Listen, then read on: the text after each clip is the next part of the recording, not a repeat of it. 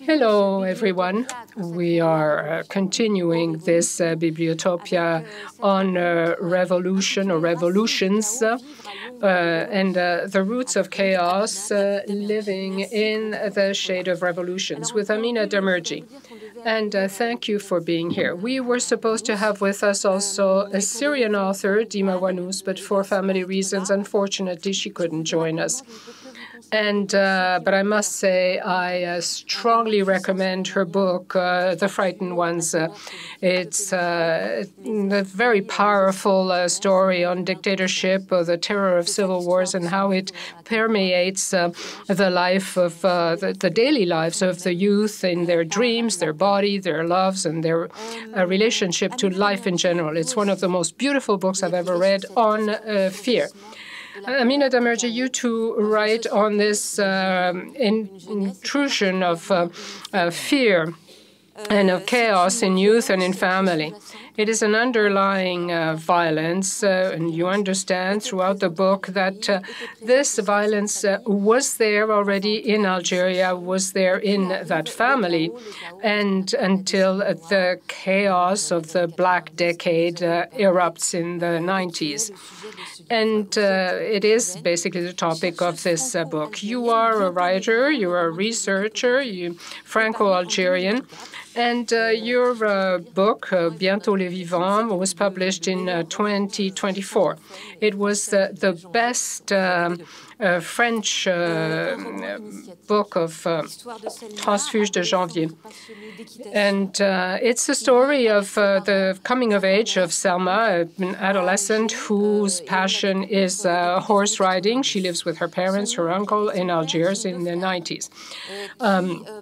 Her father and her uncle are slowly become enemies. One is close to the government. He's a doctor. He's a member of a society. He has he wants a modern society in Algeria and under the government of the FLN, or the National Liberation Front, while the other one joins or the FIS, or the Islamic Salvation Front.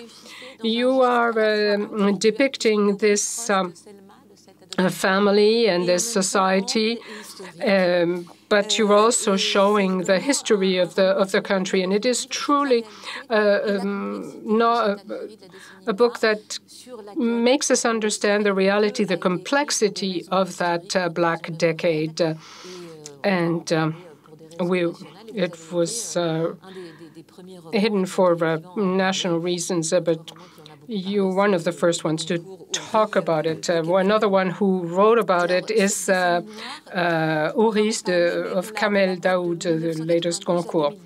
So the story is between that decade is between 1992 and 2002. It's not; those aren't precise dates because it's not really a war. Yes, we're even in disagreement about the dates, truly. So there is a conflict of memory and of history as well. So there is a war between the government, the army, and the armed Islamic group and the Islamic Salvation Front. And the conflict is lived in the cities and in the rural areas, and there were massacres. I remember as a child in the 90s that we saw items in the news about these massacres in Algerian villages. And that was all they talked about without any background explanation, really. So the government took over. Abdelaziz Bouteflika became president, and he enacted an amnesty law. So maybe we'll start with a reading. I thought you might give us read the start of the book. It is the massacre of Sidi Youssef. Do you want to say a few words first about? Well, first of all, hello or good evening almost to all of you. I'm very happy to be here to tell you about this book that was published about a little more than a year ago. And it opens on a massacre. Those are the most difficult pages of the book. I made that choice because not everyone has heard about the Black Decade, and I wanted readers to know, to understand the violent environment in which my characters lived. And then we go on to other things other than those massacres that were talked about so much, but there was little said about the daily lives of ordinary Algerians at the time. The massacre of Sidi Youssef happened at the end of the summer of 1997. It is emblematic, really. There was the massacre of Bent al-Har, where there was an image, a very well-known image of an old elderly woman who screams in front of a cadaver, and the other one of Sidi Rais near Algiers. They're really emblematic of that decade. Terrorists arrived, and in a few hours, they killed everyone who was there. But Algiers, where there was preserved until the summer of '97, where those 3 massacres in the surrounding areas just traumatized everyone, and people were sleeping with baseball bats under their beds. And they really traumatized the population because these massacres happened very close to army barracks, to police stations, and the population felt that there was nobody to protect them. Even those who had felt spared until then felt very vulnerable. So it was a true turning point in that Black Decades. And that's the reason why I chose that massacre, and also because it is close to a forest, the forest of Banyan, which is almost a character in the book. It's near the sea, and everyone from Algiers went there during the weekends, and yeah, we did too with my family. And I remember when I was around 4 or 5 years old that day when my mother said, "We're not going to the forest this weekend. The terrorists have taken over." There was a horse riding area, and it had to be closed. The horses had to be taken away. And so for me, it was obvious that the book had to be situated around that, and in that environment, in that forest, with that riding center. I was almost forgetting I was supposed to read. The book has not been translated into English, and so the interpreters will not interpret the reading. Il fallait se contenter du halo des fenêtres pour guider ses pas. Les familles dînaient portes ouvertes ce soir-là, moins pour l'air doux de la fin d'été que pour le nif, le nez altier, l'orgueil de montrer qu'elles n'avaient pas peur. Vint l'heure où les enfants rechignèrent à dire bonne nuit à leurs camarades. Ils voulaient clore d'un dernier but leur partie de football. Leur mère savait les rappeler d'une voix ferme, sans mettre un pied dehors, sans salir leur mule d'intérieur dans la poussière d'une route, même pas goudronnée. À quoi bon gaspiller l'argent public pour 3 kilomètres de hameaux étirés sur une crête en bordure d'une forêt qui finirait par tout engloutir? L'État, à cette époque, avait beaucoup mieux à faire, beaucoup plus à faire, à se demander d'ailleurs ce qu'il faisait vraiment. Aïcha fronça ses sourcils. Elle, la petite fille déjà un brin autoritaire, pressait sa grand-mère pendant que celle-ci la peignait. « Vite, Gida, nous ma queue de cheval, plus vite! Ne vois-tu pas que le gâteau de riz va refroidir ?» Elle ne supportait plus la lenteur des gestes de la vieille femme, ses coups d'éponge ralentis sur la table, ses grimaces quand elle se soulevait de sa chaise. Du haut de ses 7 ans, Aïcha ignorait tout de la longueur des muscles qui s'amenuisent, des vertèbres qui se tassent, du ploiement douloureux des chairs. Elle s'agaçait. Un instant plus tôt, Mahfoud, son père, avait osé quitter la table sans finir son repas. Il avait laissé un fond de lentilles dans son assiette. Sa seconde, certes. Et alors? Était-il obligé d'obéir aux voisins qui le hélaient par les fenêtres pour aller jouer au domino? L'horrible partie de la fin du week-end, ce moment injuste où on lui volait les derniers instants avec son père, avant que ne commence l'harassante semaine, le déchargement des containers sur le port qui lui fabriquait ses bras de géant. Mahfoud s'était levé en mastiquant. Il avait trempé un dernier morceau de pain dans la sauce, puis il était sorti. Aïcha bouillonnait. Comment? Sa mère avait cuisiné un gâteau de riz, et à cause de ce jeu stupide, son père allait le manger froid, alors qu'il était succulent tiède quand le lait parfumé à la fleur d'oranger faisait fondre les grains sur la langue. Pas quand le frigidaire avait rendu l'ensemble pâteux et collant. « Allez, Gida, le chouchou rose !» Il saignait à peine ses cheveux qu'elle se dégagea et courut au dehors, tenant l'assiette à dessert entre les mains. Gida sourit. Cette petite mourrait pour son père, selon l'expression arabe qui, pour dire l'amour, dit la mort. À pas de louve, Aïcha s'approcha de la placette où les hommes jouaient. Leurs syncombres se croisaient sur le tabouret qui servait de table pour le jeu et pour le thé. Son père lui tournait le dos. Elle se cacha derrière une façade. Elle allait lui faire une farce. Elle allait lui ficher une frousse dont il rirait pendant des jours. Elle plaqua ses omoplates contre le mur, plaqua l'assiette contre son ventre rond, puis sursauta. Des pneus venaient de crisser tout près d'eux. D'un réflexe du pouce, elle empêcha le gâteau de tomber. Les joueurs avaient levé la tête. L'inquiétude dessinait des vagues sur le front d'Ashraf, le plus jeune. Des voix d'hommes qu'elle ne connaissait pas les apostrophèrent durement. Pour qui se prenait-il?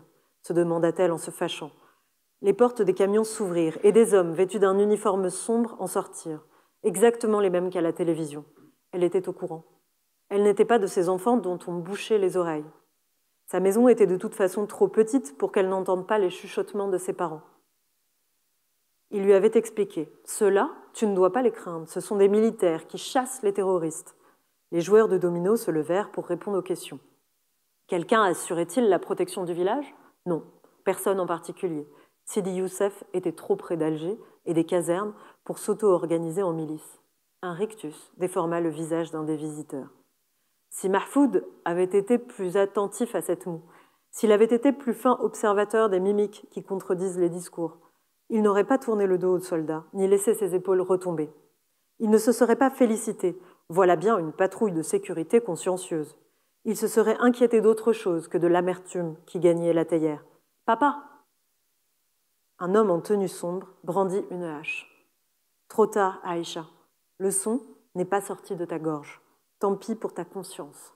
Tant pis pour tes souvenirs d'enfance. » La lame fendit le crâne d'Ashraf qui octa sur le sol. Mahfoud bondit. Il n'était pas tôt pour déchiffrer les figures, mais il savait cogner. Il se jeta sur l'agresseur, lui asséna un coup de poing en visant le centre du thorax. Que se passait-il? Le père d'Aïcha recula. Le treillis de son adversaire s'était craquelé. L'homme le toisa, en ricanant, puis, plaçant ses deux mains sur son torse, déchira le vêtement. Une toile marron brute apparut. Les joueurs brisèrent leurs verres, les pieds des chaises, prêts à se battre, mais se sachant perdus. Des hommes bondirent des camions, en poussant des cris gutturaux. Ils avaient enroulé des chèches noires autour de leur tête. La drogue embrumait leurs yeux. Un crawl poudreux intensifiait le tracé de leurs cils. Ils étaient vêtus comme les jeunes du village, de jeans et de baskets, avec en plus des sabres à leur ceinture. Aïcha n'avait jamais vu de si grandes lames. Les joueurs de domino hurlèrent. Aïcha courut à travers le village. Ses jambes tremblaient et son cœur battait si fort qu'il semblait vouloir sortir de sa poitrine. Elle connaissait le mot. Dabahin, les égorgeurs.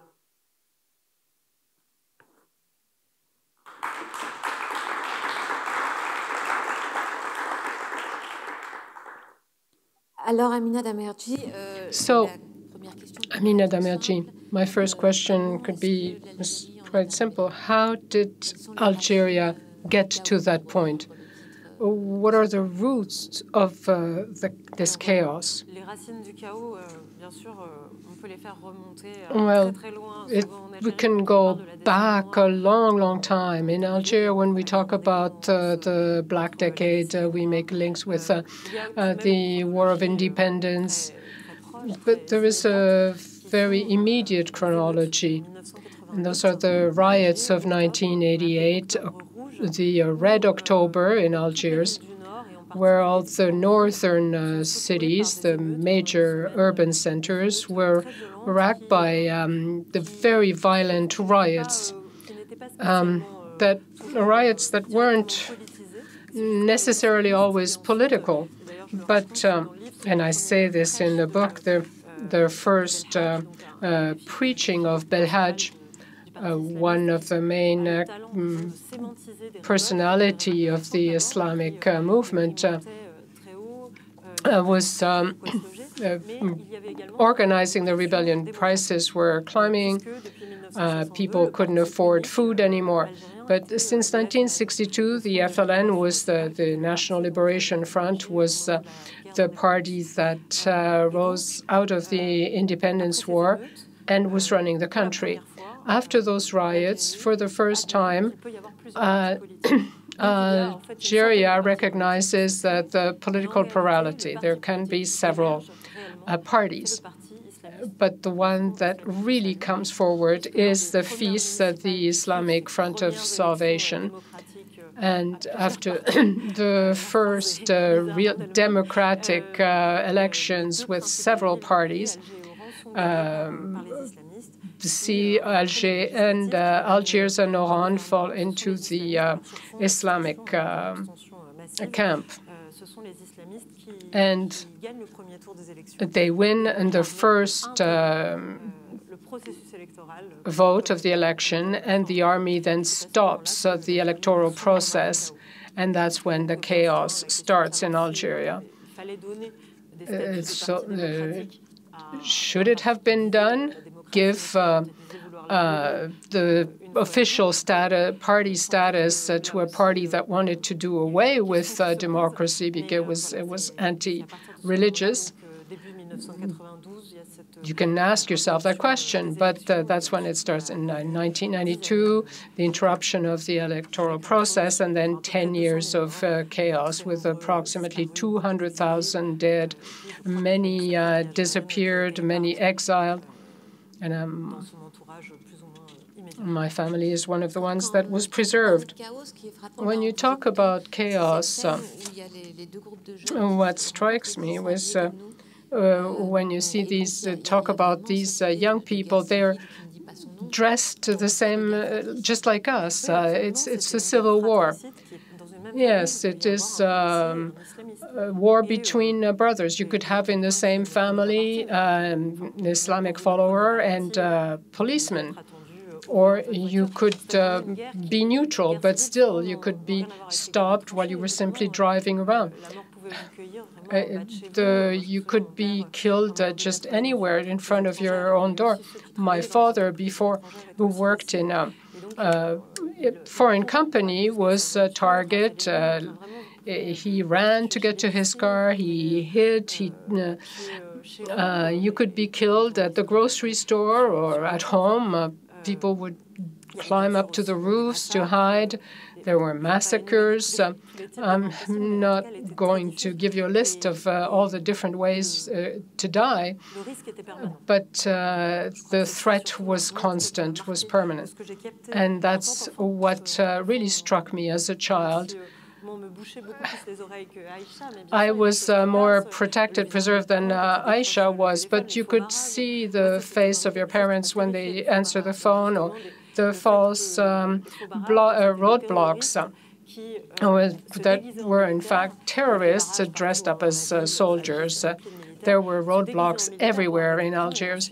They would wear military uniforms, and then they would kill people at these roadblocks. And this terrible thing that you don't know who might kill you and who could protect you, how the image of the protector could become your killer, that is very destabilizing.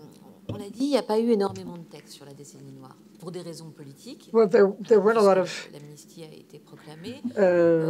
there was amnesty, but perhaps there was a lot of self-censorship. There were a lot of texts. There were texts during the Black Decade. The ban was quite vague, and the government was tracking public political stances than texts. But there were literary texts coming out and other texts coming out during the Black Decade. With hindsight,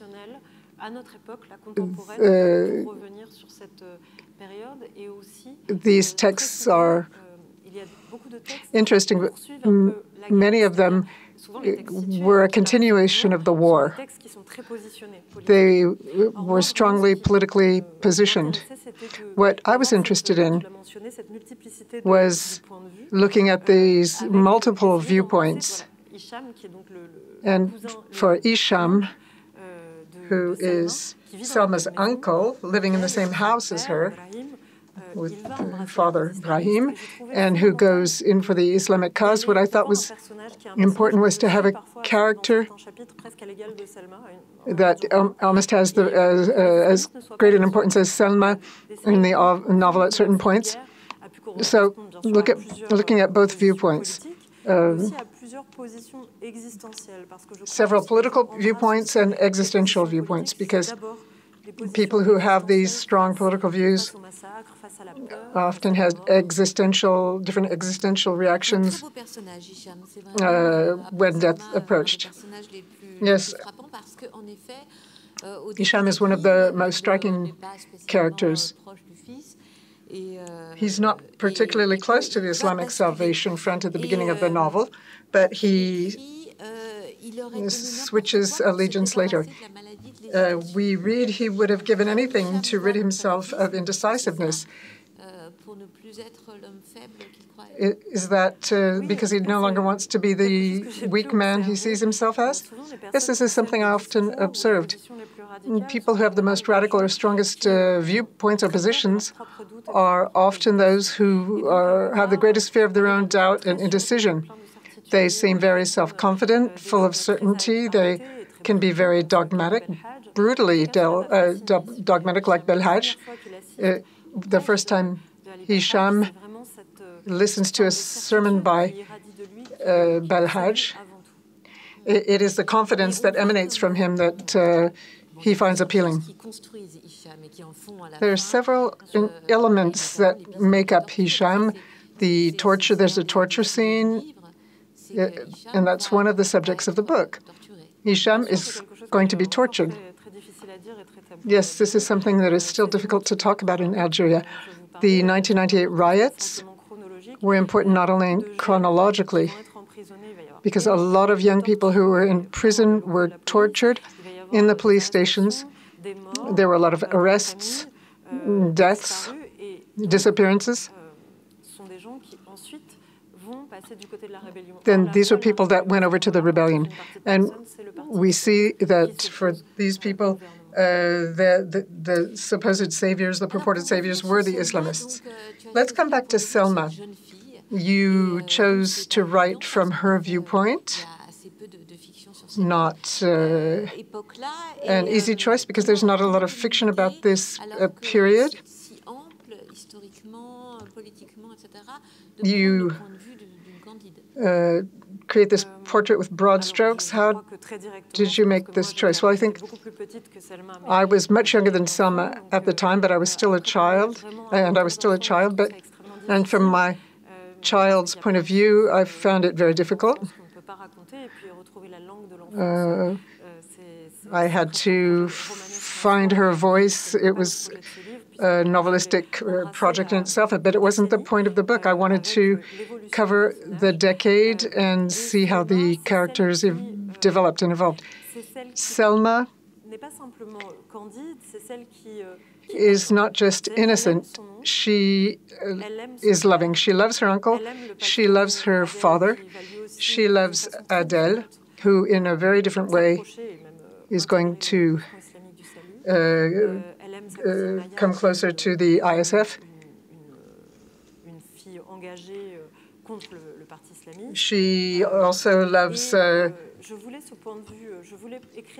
Maya.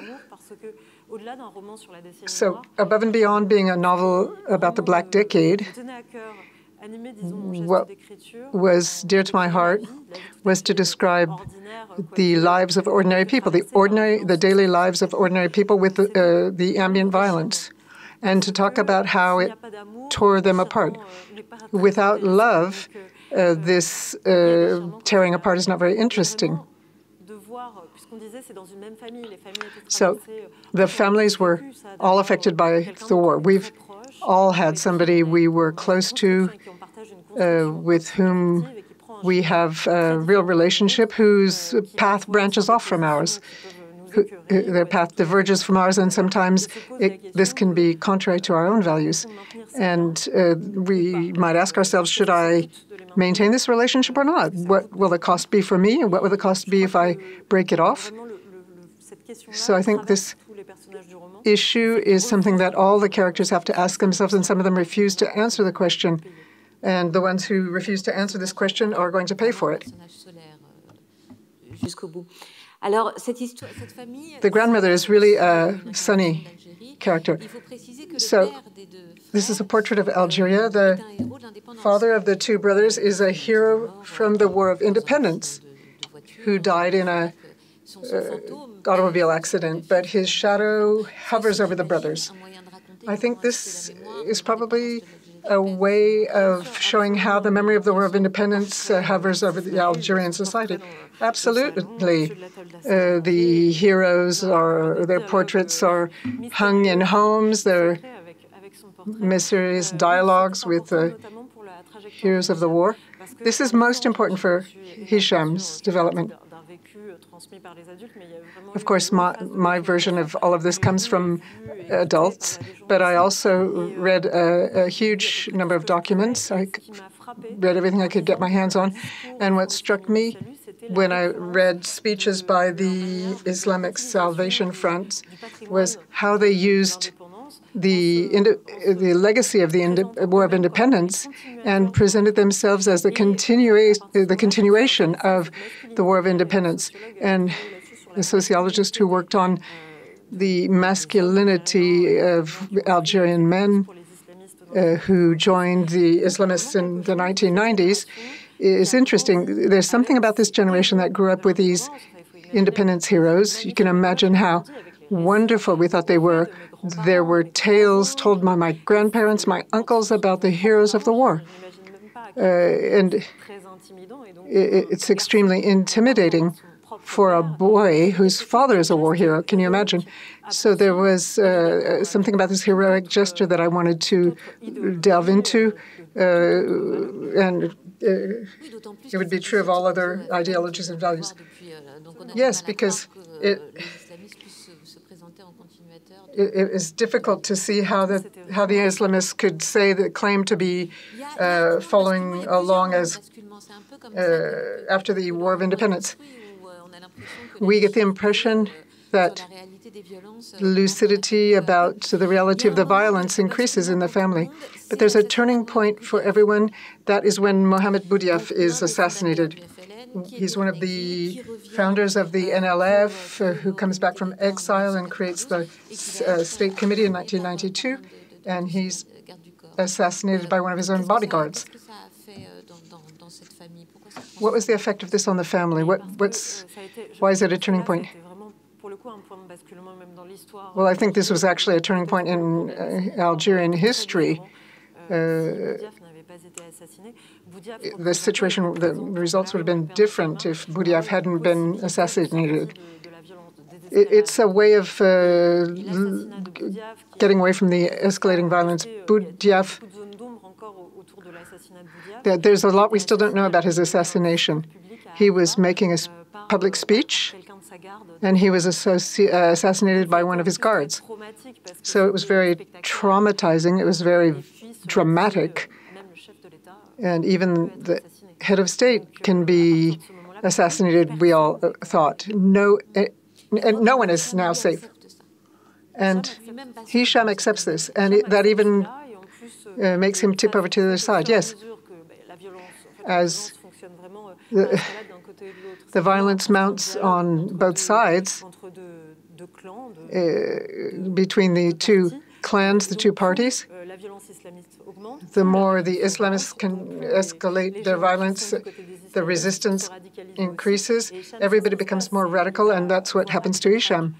Seeing Ali Balhaj, see how and then he's tortured in prison. After that, he's completely convinced that he needs to protect this martyr. Well, and then we have the women and their lives, and the different relationship to violence, chaos, and political tension between the women and the men. We have the grandmother, who you already mentioned. There's the mother, and Selma. who only thinks about horses and probably doesn't want to see what's going on around her.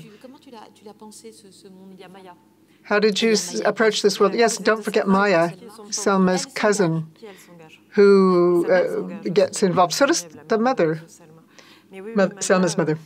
Yes.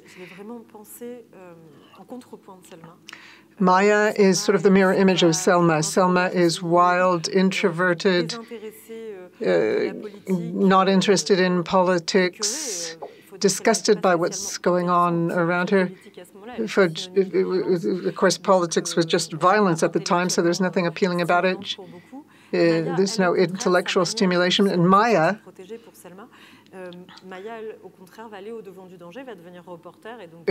becomes a reporter, and in Algeria at the time, being a reporter meant being a war reporter.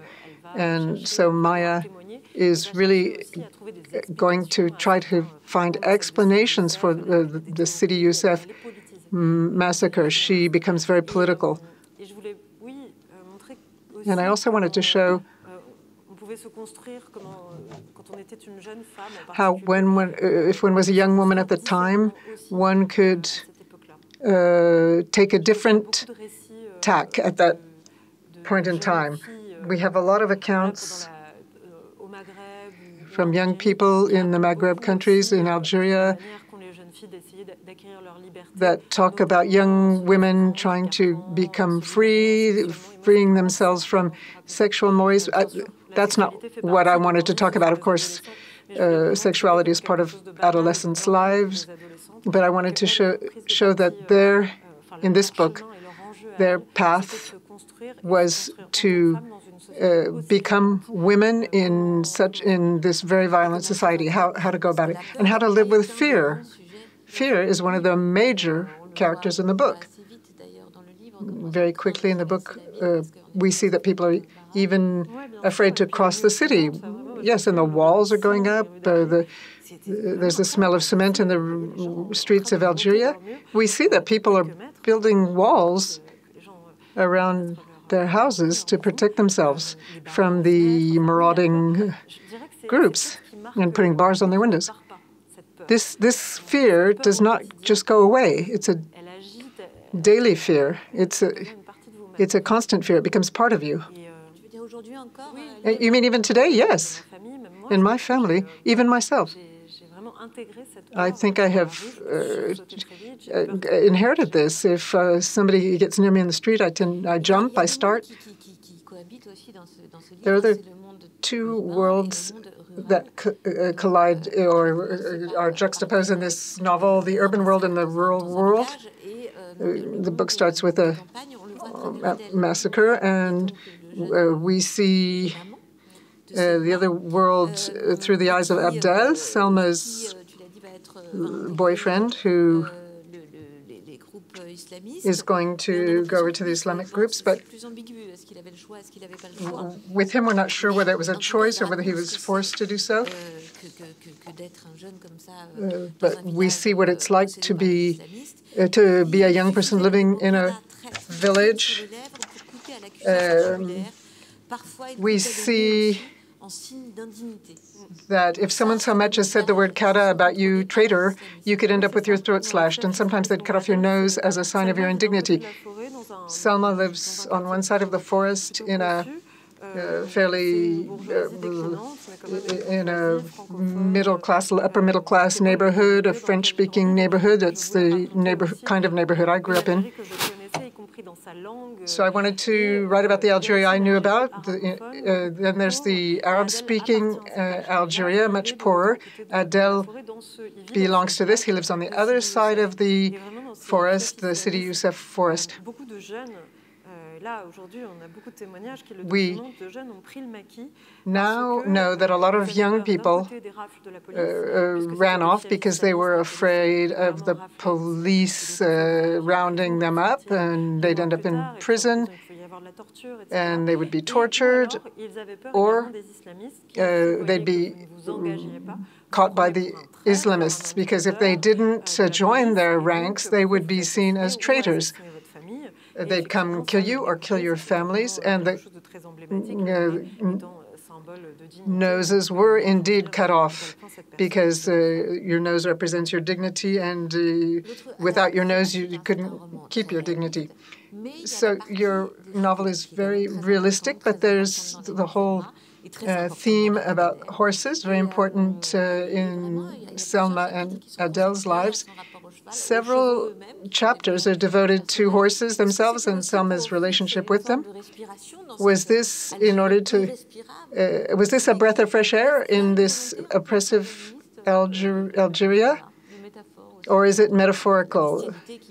Is it symbolic? Is it a symbol of bestiality? It was instinctive. It was in that forest that I wrote for the first time. And we left in 1994. And as I was telling you, we went back always during the vacations, holidays, and those horses were nearby in an area that was celebrated by Albert Camus. So I rode those same horses, but elsewhere. And it wasn't just horses, it was one horse in particular. It was a relationship to the living world and to this forest that was mostly destroyed in the chase after terrorists. But when you see 200,000 dead in a few years in a country, you can see that relationships can never be peaceful. There is violence absolutely everywhere, including in areas that are non-humans. And Shaitan, this very violent animal, because he was mistreated himself, becomes a passion for Selma. And it is a way for her to deal with the violence around her. It is her solution, as it was for me, maybe as a writer, to deal with this violence, to manage to do something, to get something constructive out of it, constructive in the sense really of building something.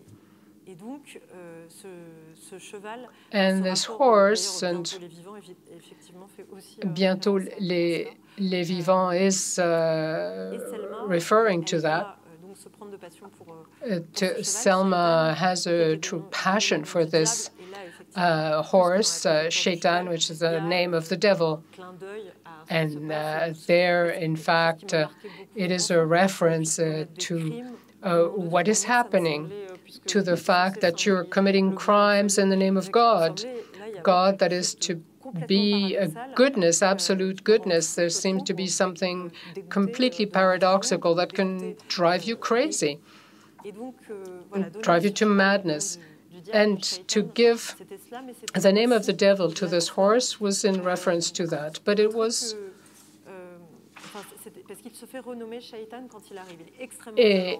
that horse is extremely violent, and when he arrives in that equestrian center, they call him Shaitan.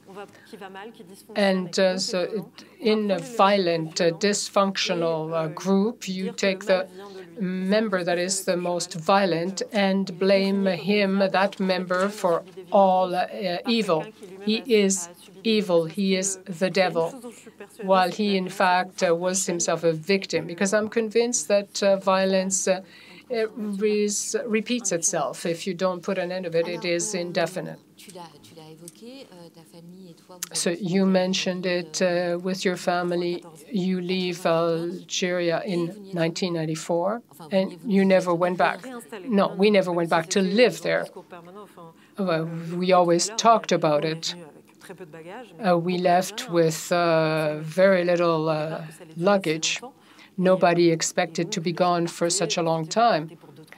People thought they were leaving for 2 or 3 months. We left in the middle of the school year, and we thought, okay, well, we'll just finish the year in France, and then she'll do her first year back in Algeria. And so we always thought we were going to go back.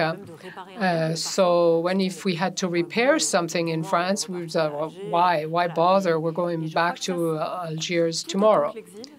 So that is also something that really has an effect on you, this precarity, this precariousness of the moment.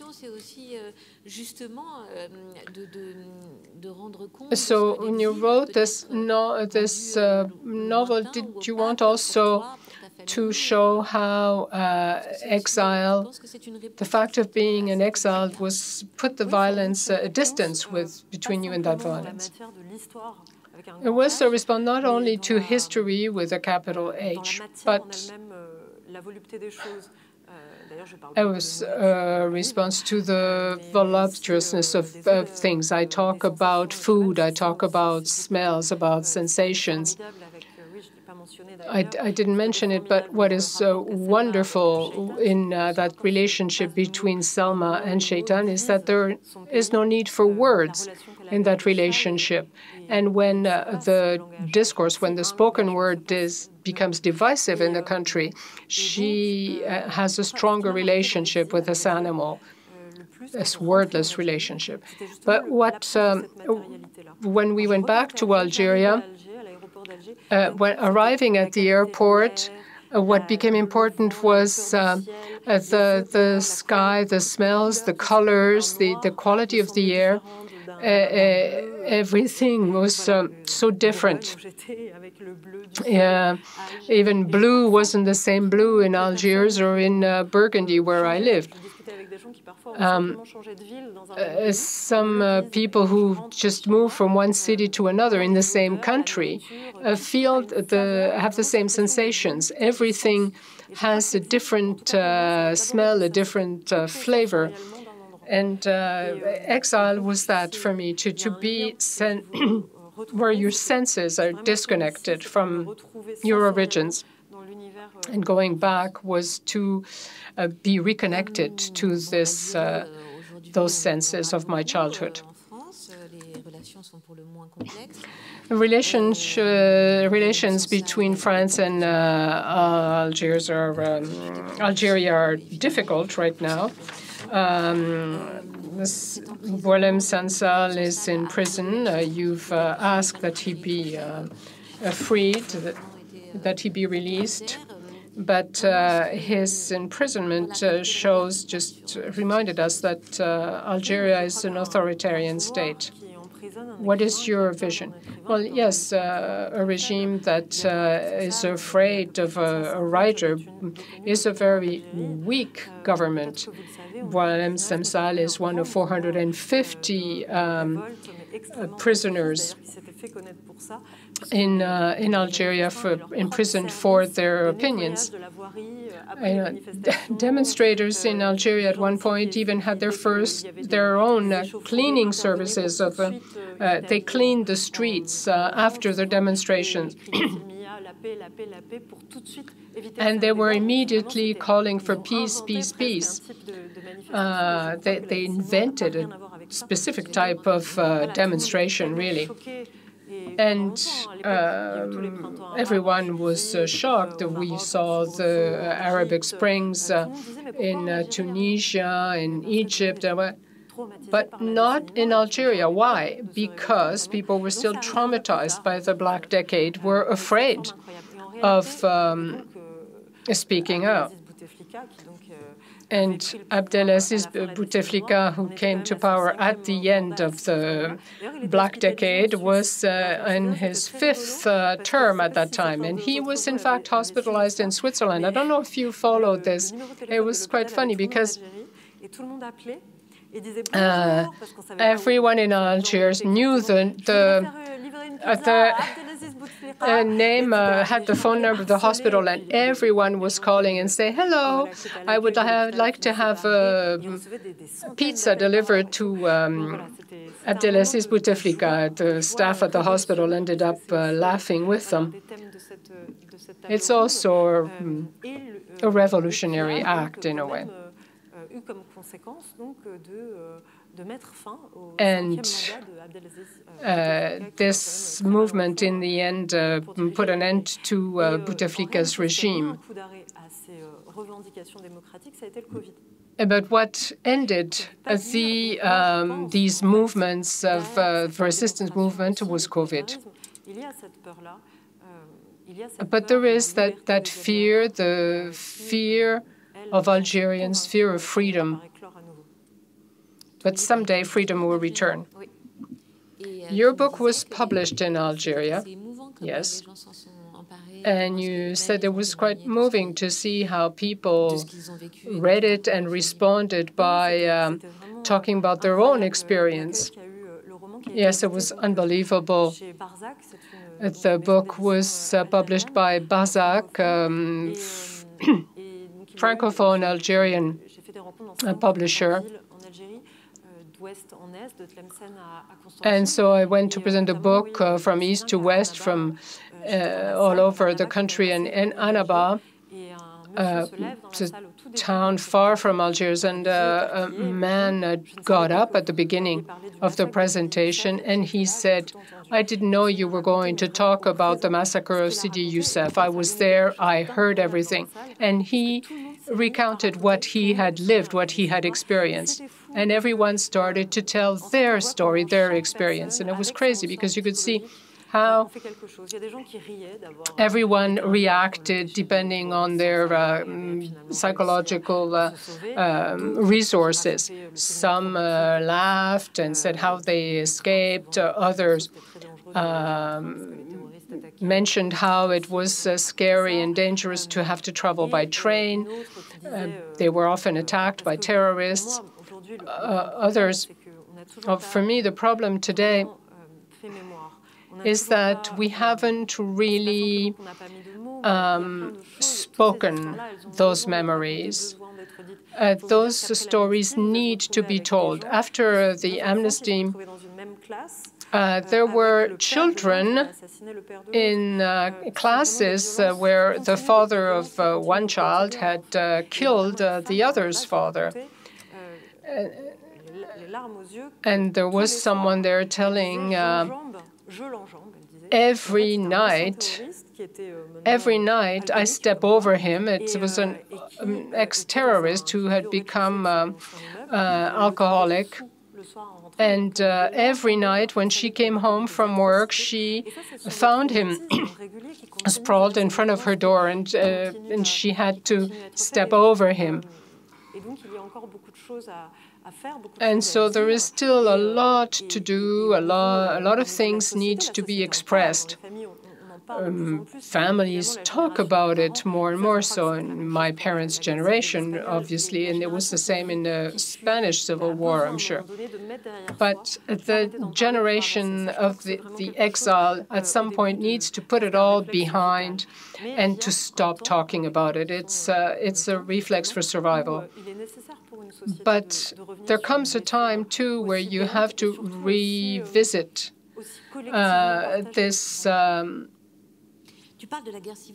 these events, and you talk about the Civil War in Spain because you know Spain very well. You've lived in Spain and in Cuba, and in fact, your first book was about a hero of the Cuban Revolution, Haydée Santamaría. It's called Laissez-moi, vous rejoindre.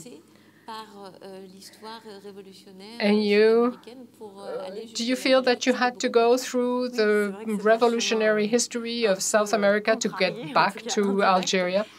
Yes, it was maybe a complicated way, but I did normal studies, Latin and Greek, 8 hours a week. But when I did my master's, I decided to study Hispanic literature when I discovered Federico Garcia Lorca, and it became a passion for me, for that poet and the whole generation of the Spanish Civil War. Also, Rafael Alberti,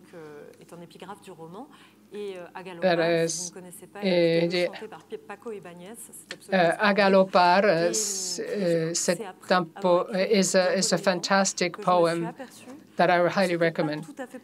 And later I realized that it wasn't really by chance that I had this passion for a poet who was talking about another civil war. It was maybe because it was too painful, too difficult for me to go directly to our family's story, to our exile.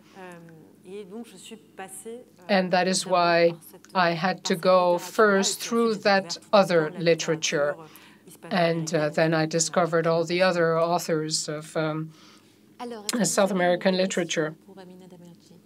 Do you have questions to ask from Amina Damerdji?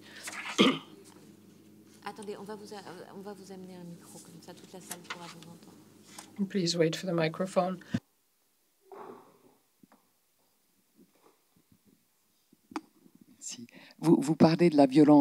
You talked about violence being a chain. How do you break that chain? That is the question. If only we knew. We live in a very violent society, even verbally violent. I find that source of concern, of worry. Of course, after the fact, you know, but at the time, there were people who were saying, well, maybe torture was not such a bad idea, maybe there should never have been official status for Islamic parties. Why should a democracy give legitimacy to a party that is fighting against democracy?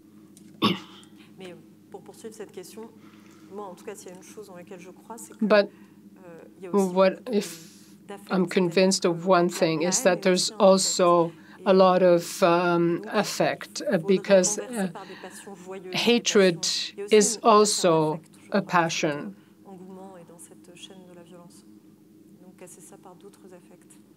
So you have to use emotions to break that as well. So you concluded by talking about your research around civil war, and when you realized that it was a parallel with your own story. Can you tell us a little more about this interaction between theoretic knowledge and the connection with your personal experience and your writing?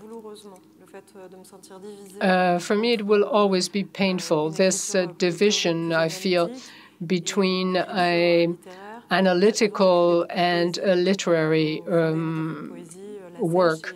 I used to write poetry, various types of poetry, the Julien Blaine and other contemporary French poets. And for me, it seems that I have two separate brains. And now that I work on scenarios as well, the scripts, I think there's even another one yet. Haydée Santamaría, who's the protagonist of my first book. I discovered her because I was living in Havana, because they're in the street, because we were outside, because there was no electricity. We started to talk to people, and someone talked about her. So I think it's not so much an intellectual thing, but something from your daily experiences. Thank you, Amina. I think you're going to go and sign your book, so thank you for sharing your experience with us.